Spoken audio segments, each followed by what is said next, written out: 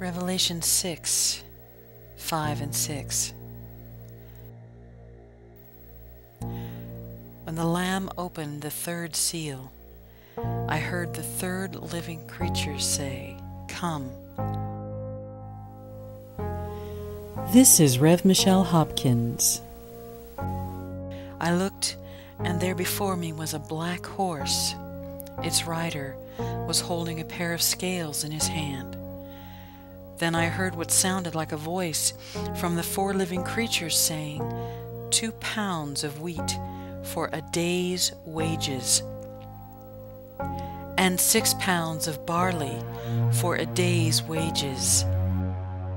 The United Nations Food and Agriculture Organization says global food prices are likely to rise even higher after hitting records in January, and this raises concern for many countries. Global food prices rose in January at a record high. The UN Food and Agriculture Organization said on Thursday that food prices went above 2008 peaks when rising food prices sparked riots. Many countries could be affected by food price inflation, and some don't expect the food price hike to ease for some time.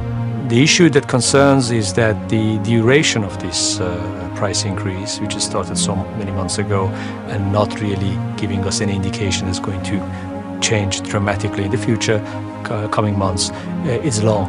And this long duration is something that I think eventually will mean more food inflation in many countries.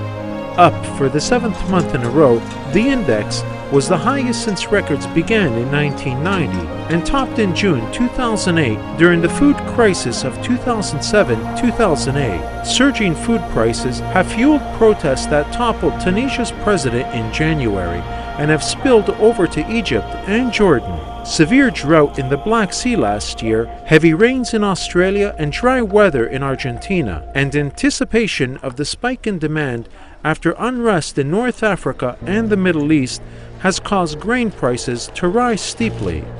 High food prices are of major concern, especially for countries that face problems in financing food imports and for poor households which spend a large share of their income on food. May make something like $100 or $200 a month. The choco pie has an interesting role because it's traded on the black market at about $10. You can buy